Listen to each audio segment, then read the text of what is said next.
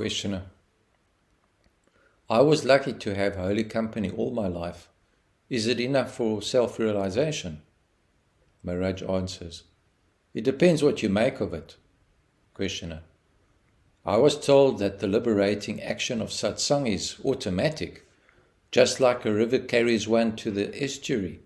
So the subtle and silent influence of good people will take me to reality. Maharaj answered, it will take you to the river, but the crossing is your own. Freedom cannot be gained nor kept without will to freedom. You must strive for liberation. The least you can do is uncover and remove the obstacles diligently. If you want peace, you must strive for it. You will not get peace just by keeping quiet. Questioner.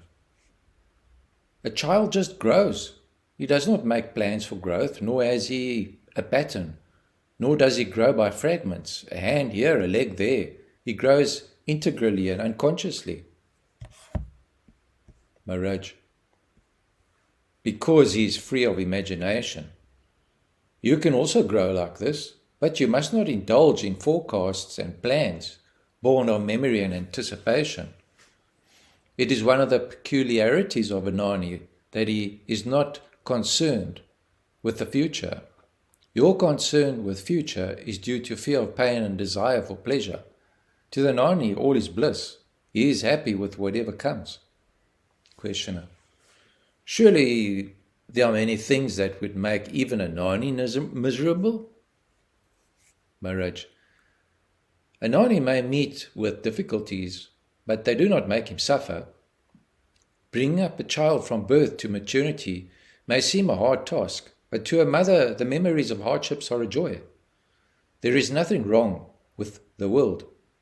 What is wrong is in the way you look at it. It is your imagination that misleads you. Without imagination, there is no world. Your conviction that you are conscious of a world is the world. The world you perceive is made of consciousness. What you call matter is consciousness itself. You are the space, Akash, in which it moves, the time in which it lasts, the love that gives it life. Cut off imagination and attachment, and what remains? Questioner. The world remains, I remain? Maharaj. Yes. But how different it is when you can see it as it is, not through the screen of desire and fear. Questioner. What are all these distinctions for? Reality and illusion, wisdom and ignorance, saint and sinner. Everyone is in search of happiness. Everyone strives desperately. Everyone is a yogi, and his life is school of wisdom. Each learns his own way the lessons he needs. Society approves of some, disapproves of others. There are no rules that apply everywhere and for all time. Maharaj. In my world, love is the only law. I do not ask for love. I give it. Such is my nature. Questioner. I see you living your life according to a pattern. You run a meditation class in the morning, lecture and have discussions regularly, twice daily. There is worship, puja, and religious singing, bhajan, in the evening. You seem to adhere to the routine scrupulously. Maharaj. The worship and the singing are as I found them, and I saw no reason to interfere. The general routine is according to the wishes of the people with whom I happen to live or who come to listen. They are working people with many obligations, and the timings are for their convenience. Some repetitive routine is inevitable. Even animals and plants have their timetables. Questioner. Yes, we see a regular sequence in all life. Who maintains the order? Is there an inner ruler, or who lays down laws and enforces order? Maharaj. Everything moves according to its nature. Where is the need of a policeman? Every action creates a reaction, which balances and neutralizes the action. Everything happens, but there is a continuous cancelling out. And in the end, it is as if nothing happened. Questioner: do not console me with final harmonies. The accounts tally, but the loss is mine. Maharaj: wait and see. You may end up with a profit good enough to justify the outlays. Questioner: there is a long life behind me, and I often wonder whether its many events took place by accident, or was there a plan? Was there a pattern laid down before I was born by which I had to live my life? If yes, who made the plans and who enforced them? Could there be deviations and mistakes? Some say destiny is immutable and every second of life is predetermined. Others say that pure accident decides everything. Maharaj: you can have it as you like. You can distinguish in your life a pattern or see merely a chain of accidents. Explanations are meant to please the mind. They need not be true. Reality is indefinable and indescribable. Questioner: so you are escaping my question. I want to know how you look at it. Wherever we look, we find structure of unbelievable intelligence and beauty. How can I believe that the universe is formless and chaotic? Your world, the world in which you live, may be formless, but it need not be chaotic. Maharaj: the objective universe has structure, is orderly and beautiful. Nobody can deny it. But structure and pattern imply constraint and compulsion. My world is absolutely free. Everything in it is self-determined. Therefore, I keep on saying that all happens by itself. There is order in my world too, but it is not imposed from outside. It comes spontaneously and immediately because of its timelessness. Perfection is not in the future, it is now. Questioner: does your world affect mine? Maharaj: at one point only, at the point of the now. It gives it momentary being, a fleeting sense of reality. In full awareness, the contact is established. It needs effortlessness.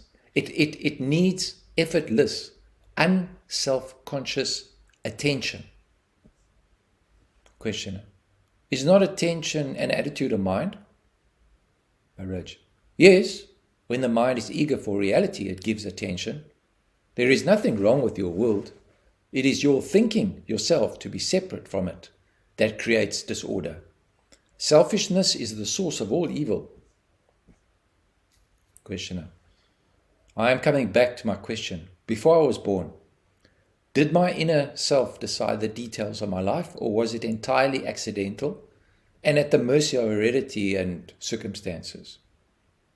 Maharaj: those who claim to have selected their father and mother and decided how they are going to live their next life may know for themselves. I know for myself. I was never born. Questioner: I see you sitting in front of me and replying to my questions. Maharaj: you see the body only, which, of course, was born and will die. Questioner: it is the life story of thus body-mind that I'm interested in. Was it laid down by you or somebody else? Or did it happen accidentally? Maharaj: there is a catch in your question. I make no distinction between the body and the universe. Each is the cause of the other. Each is the other, in truth. But I am out of it all. When I am telling you that I was never born, why go on asking me what were my preparations for the next birth? The moment you allow your imagination to spin, it at once spins out a universe.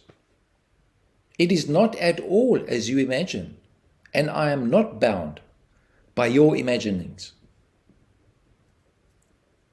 Questioner. It requires intelligence and energy to build and maintain a living body. Where do they come from? Maharaj. There is only imagination. The intelligence and power are all used up in your imagination. It has absorbed you so completely that you just cannot grasp how far from reality you have wandered. No doubt imagination is richly creative. Universe within universe are built on it. Yet they are all in space and time, past and future, which just do not exist. Questioner.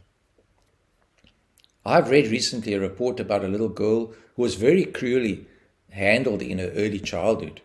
She was badly mutilated and disfigured and grew up in an orphanage, completely estranged from its surroundings. This little girl was quiet and obedient, but completely indifferent. One of the nuns who were looking after the children was convinced that the girl was not mentally retarded, but merely withdrawn, irresponsive. A psychoanalyst was asked to take up the case, and for full 2 years you would see the child once a week and try to break the wall of isolation. She was docile and well behaved, but would give no attention to a doctor. He brought her a toy house with rooms and movable furniture and dolls representing father, mother and their children. It brought out a response. The girl got interested. One day, the old hurts revived and came to the surface. Gradually, she recovered. A number of operations brought back her face and body to normal, and she grew into an efficient and attractive young woman. It took the doctor more than 5 years, but the work was done. He was a real guru. He did not put down conditions nor talk about readiness and eligibility. Without faith, without hope, out of love only, he tried and tried again. Maharaj. Yes, that is the nature of a guru. He will never give up. But to succeed, he must not be met with too much resistance. Doubt and disobedience necessarily delay. Given confidence and pliability, he can bring about a radical change in the disciple speedily. Deep insight in the guru and earnestness in the disciple, both are needed.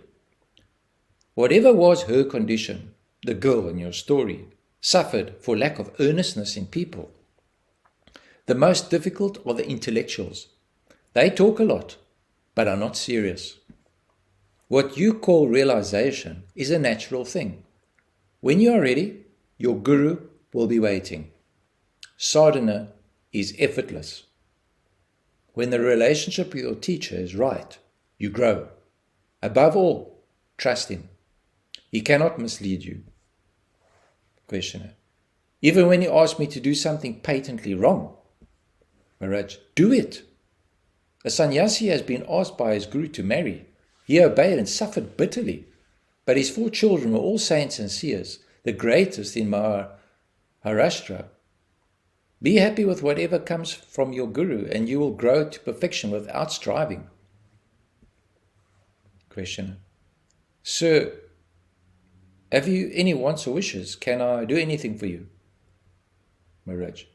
What can you give me that I do not have? Material things are needed for contentment, but I am contented with myself. What else do I need? Questioner. Surely when you are hungry you need food, and when sick you need medicine. Maharaj. Hunger brings the food, and illness brings the medicine. It is all nature's work. Questioner. If I bring something I believe you need, will you accept it? Maharaj. The love that made you offer will make me accept. Questioner. If somebody offers to build you a beautiful ashram, Maharaj, let him, by all means. Let him spend a fortune, employ hundreds, feed thousands. Questioner. Is it not a desire? Maharaj. Not at all. I am only asking him to do it properly, not stingily, half-heartedly. He is fulfilling his own desire, not mine. Let him do it well and be famous among men and gods. Questioner. But do you want it? Maharaj. I do not want it. Questioner. Will you accept it? Maharaj. I don't need it. Questioner. Will you stay in it? Maharaj. If I am compelled. Questioner. What can compel you? Maharaj. Love of those who are in search of light. Questioner. Yes, I see your point. Now how am I to go into samadhi? Maharaj. If you are in the right state, whatever you see will put you into samadhi. After all, samadhi is nothing unusual. When the mind is intensely interested, it becomes one with the object of interest. The seer and the seen become one in seeing. The hearer and the heard become one in hearing. The lover and the loved become one in loving. Every experience can be the ground for samadhi. Questioner. Are you always in a state of samadhi? Maharaj. Of course not. Samadhi is a state of mind, after all. I am beyond all experience, even of samadhi. I am the great devourer and destroyer. Whatever I touch dissolves into void, akash. Questioner. I need samadhis for self-realization. Maharaj. You have all the self-realization you need, but you do not trust it. Have courage. Trust yourself. Go, talk, act. Give it a chance to prove itself. With some realization comes imperceptibility, but somehow they need convincing. They have changed, but they do not notice it. Such non-spectacular cases are often the most reliable.